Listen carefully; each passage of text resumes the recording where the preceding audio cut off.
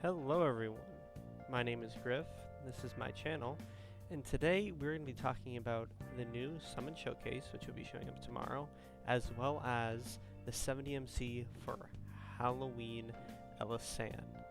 Now, this Summon Showcase that's showing up right now is actually a rerun of the Halloween banner from this October, but it's coming back, and this has limited units on it. We're going to go over each of the limited units, and we're also going to look at Elly, and we're going to compare her to her current state and what she's going to look like with the 70MC from what we can tell right now. Now, we don't know modifiers on these new skills, so I'm going to do it, give another showcase of her in the next video. Just a small one, I'll add it on to the end. Before I get into this one, I just want to apologize about, I said I was going to have a solo Ciela video up to show Flowin. That's going to probably come at a different time because this update just came out. I'm expecting Chapter 14 to come out soon, so I'm going to have to do a few videos on that. And then once we have a down day, we've had a lot of news back to back. Once we have a down day, I will upload that video. But starting on this, the first unit that we have here is Halloween Mim. She is an awesome unit. I'm going to pull up her wiki page again. Wiki's in the comments below. She's a really cool unit. Her first skill is unique in the sense that it creates a debuff zone that lasts for 10 seconds that reduces enemy defense inside it by 15%. It doesn't do much damage, but this really is just to get this debuff zone down. It's really good in Volk because Volk has a lot of times where he's standing in one place, so you get this debuff zone down. And it really increases the amount of damage your team's doing because obviously their defenses are lower. This works a lot like Delphi's, so that's really good. And then our second skill increases the strength of Flame 2 adventures on the team by 20%, 15 second, activates Dream Boost for 15 seconds. During Dream Boost, user critical rate is increased by 5%. So it's a good buffing skill. This is also shareable. I wouldn't recommend showing this because the SP cost is really high, and Emma, who is a different unit, who also has a buffing skill for Flame adventures, is just better. But the really important thing about Halloween Mim is this unique critical damage co-ability, and currently there are only 2 adventures with this as co-abilities. There's Halloween Mim, we're gonna go down here, and Valentine's Melody. Both of these units are limited, so it's hard to get on a unit, and this adds 30% to the modifier to critical damage, and it benefits the whole team. So that's really, really good for any daggers you have, especially Ezalith. Ezalith really benefits from this because her whole thing is using Arctos to get critical damage. So if you're thinking about running Ezalith in your runs, you should really want this co-ability because this will increase her damage basically 30% because she is going to be doing crits almost all the time. And then she also has Dragon Haste. If a team member is attuned to Flame, increase their Dragon Gauge fill rate by 20%. That's really good because you just get dragons up more. And then she has her unique ability, reduce susceptibility to burning by 100%. When shapeshift, Mim will transform into Brunhilde regardless of what dragon, and her attack rate will increase when shapeshift by 15%. This is a special version of Brunhilde that is decorated for Halloween. So that's really cool. She has like just like I think it's a little dress on. I wonder if I can find the model here. I doubt it. This is probably just her model. Yeah, this is what she looks like. But it's a really cool way of looking at. Oh, here it is. Unique dragon. There you go. Oh, there's no 3D model currently. All right, but this is what it looks like in the 2D image, and you can, if you summon her, you can get it yourself.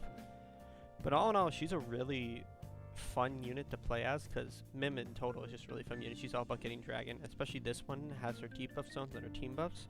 She's a really, really good support unit, and especially with this critical damage co-ability, if you don't have anyone with this co-ability, and both of the units that have it are limited, it's really something you should get. And then increases defense while shapeshift by 100% when Dream Boost effect is active, adds 20% modifier damage done while in dragon form. So basically, if you use your skill 2 and then transform, you'll be doing more damage and you'll have more defense. That's awesome. The next thing that's really important on this banner, let me see if I can find him. Nope. Yeah, Halloween. Oh, did I not bring him up? I did not. Oh no. Okay. 1 second.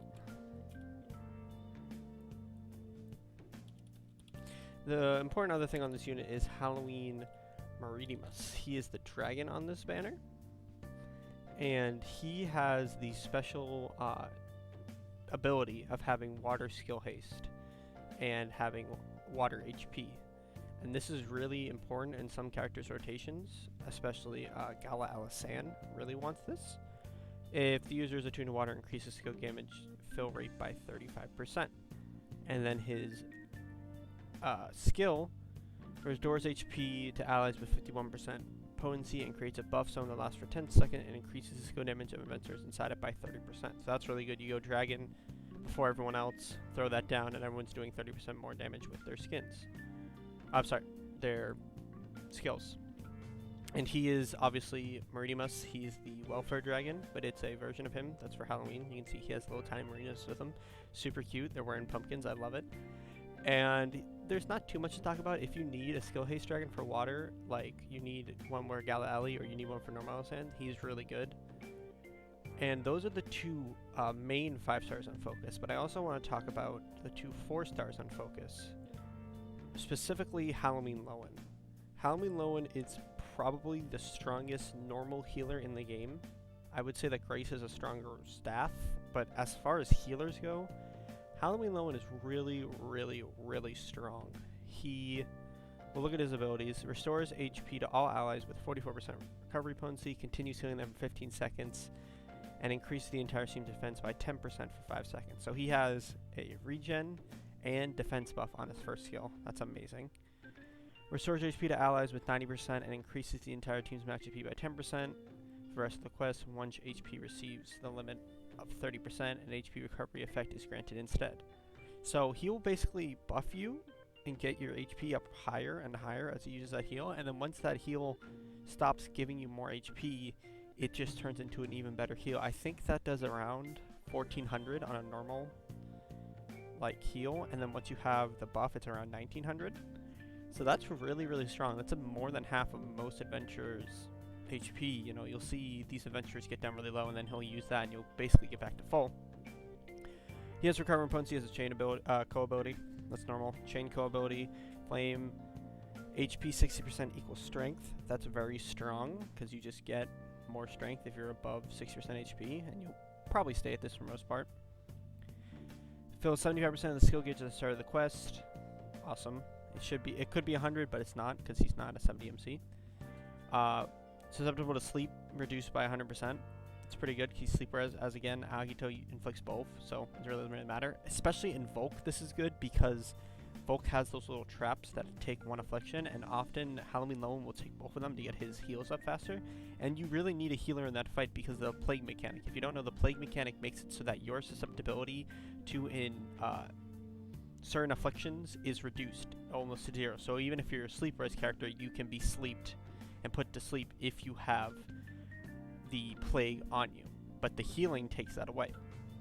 And then Force Charge fills 25% of the skill gauge when the user's Force Strike connects up to 3 times per quest.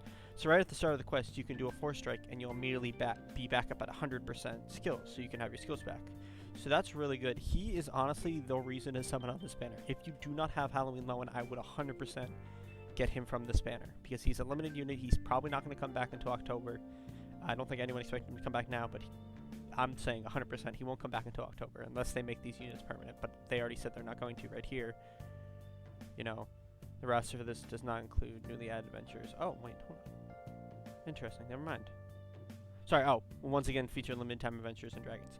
So just so you know, Nadine and Leia are not going to be on this banner even after the banner goes away. They're not going to be on it, so just know that. But these are limited featured characters. So those are, there's also Halloween Odetta. She's a decent unit. She has attacking skill and a buffing skill for nearby allies. And she has prime defense, stun raise at buff time. She's not that great though. You don't really see a lot of Halloween Odetta, but if we look at the DPS sim, she's pretty high if I remember correctly. For water at least. 1 second. We're gonna go to water. she's 4th in the element, so I mean she's not terrible. Most of this comes from her team buff. So I mean if you need a water sword, I would go into her, but honestly, if you're looking at this banner, the real two things that are of value in my eyes are Halloween Mim. I don't know where she went. Halloween Mim and Halloween Lowen especially are awesome. And then we're going to look at Halloween Elly, if I can find her. Yes, Halloween Elly. So Halloween Elly is getting a mana spiral, and she's also summonable on this banner. She probably will have a rate up. I don't want to say 100% she will, because the banner preview doesn't say she will. But I'm assuming she will, because last time they both had a rate up. And we're going to look at her old mods right now. I'm actually going to move this over here. So, Sacred Maiden. Deal 7 hits of 115 light damage if enemies directly ahead and activate skill shift. If the attack connect, phase 2 increases the entire team's strength by 10% in 15 seconds, while phase 3 also recovers HP of 90%. If we go over and look at this, it basically does the same thing, except this part says that phase 2 will now inflict paralysis, and phase 3 will also deal extra damage to paralysis foes. So that's good because she'll fit right into the light meta. I honestly think this unit is going to be really strong because if we look at the light DPS simulator, there isn't much up here. I mean, there's Fiona and these two, but if we look at it compared to any other element, it's just not even close. And this is the second light mana spiral we've ever had. The first was Alphonse, so I'm looking forward to this one. But yeah, on her first skill, it just adds paralysis and does more damage to paralysis foes. Going to fit right into the meta. That's awesome. And then her second skill deals 10 damage of 83 light damage to enemies directly ahead and fills the user skill gauge by 500 SP if the attack connects. And here, this says it does the exact same thing. So I'm just assuming the mods on this will be better, and I'll update that in the next video. Or whenever we have another video that the mods are out. HP co-ability, that's normal. Light, above 10 hits equals strength. That's pretty good for anyone who's focused on a combo count. Mitsuhide will really want this because she's just going to keep getting those combo counts higher and higher. So that's really good for her. And then we're just going to jump straight to these abilities over here because they probably changed. Skill damage is increased by 35%. That's awesome. Opponent curse res, that's to be expected. And then speeds the rate of the mode gauge decreased by 40%. That's awesome. So that means that you're just going to be breaking and getting out of overdrive even faster, which is really good, especially for someone who will be running with a lot of swords. And Light has a lot of swords, and they really want this on their team because that means they're going to be doing even more damage during the overdrive state, and you're just going to be getting to a point where you will have the boss broken before you normally would, and that can affect rotations a lot. And then it says escape remainder will be upgraded to race level 4, but the skill gauge will fill more slowly. Additionally, the skill gauge will be even more slow each time skill shift activates and changes the skill to phase 2 or phase 3. So the SP costs are actually going to go up on this a little bit, but I think that this skill is going to have way higher way higher damage mods to make up for it. So I think this will be alright. And then we will remove the text about resetting skill shift and the details of the skills from the skill shift feature. Okay. So she's going to be on this banner. I think she's really worth summoning for, especially if her mods are good. And as I said, Halloween Mim is also really worth summoning for, and so is Marinimus. But I think if you're summoning on this banner, you really, really, really want to walk away with Lowen. 100%. He's the best flame healer. He's probably one of the healers you can bring to any content because he just has so much healing and defensive properties. And especially with a print like Odd Sparrows or any double buff prints, he will really, really carry your team. And then I just want to look at the other 2 units on here, or actually the other 3. There's also Halloween Silk. She's a 4-star dragon, a light dragon. She deals 1 hit of 644 and reduces their strength by 15%. It's alright. Something to really write home about. She's a 4-star dragon. And then light HP and strength increases it by 20%. I mean, I don't really think you should ever use that. If you just want strength, you should probably just go for Lindworm because he's just going to end up better. But I mean, she's really cute and she's really cool as a dragon. This is probably one of the only I think it's the only 4-star alt we've ever gotten of a dragon. I think it's the only new 4-star dragon we've ever gotten either. So that's pretty cool. something out of your collection. And then there's Halloween Edward and Halloween Althemia, if I can find her. Yes, right here. Let's move over here. Halloween Althemia, alt of a normal Althemia, and Halloween Edward, alt of normal Edward. He's a 3-star. She's a 4-star. She's a healer, but she also has attacking skills. It's alright. I don't understand why they didn't give either of these a 70 MC. They definitely should have, because both of these units are not used like ever. And especially Halloween Althemia, she could have used it because she is not preferred in any content. And Halloween Edward, he used to have a niche because he was a blade, but yeah, I don't understand why they gave these two Mana Spirals. They really should have. So hopefully they get them during actual Halloween. I'd love that. But yeah, there's not much to even talk about. He has 2 attacking skills, and he has HP below 60% is HP regen as a co ability. That's not great. It's like actually kind of bad because you're never going to really see this come into play because you're usually just going to have a healer with you.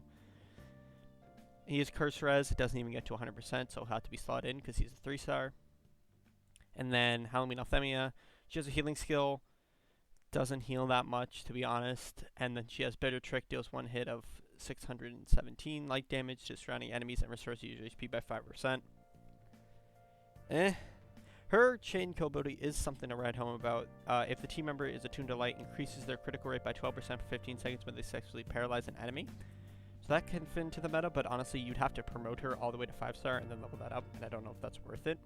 I have her promoted because I love Althemia. She's probably my 2nd favorite character in the game, and when I originally got her on the first Halloween banner, I promoted her.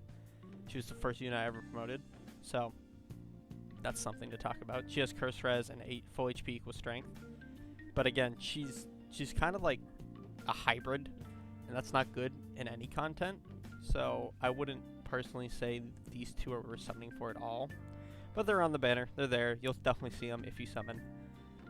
But that's going to be it for me. If you're summoning on this banner, try to get low in, and I wouldn't suggest chasing a 5-star ever because that usually won't work out for you. But if you want to chase a 5-star, Halloween Alisand should be good, and so should Halloween Mim, and so should Halloween Marimus. So thank you for watching. That's going to be all for me from today. Make sure to like and subscribe and leave a comment and vote in the poll at the top, and I will see you next time. Bye!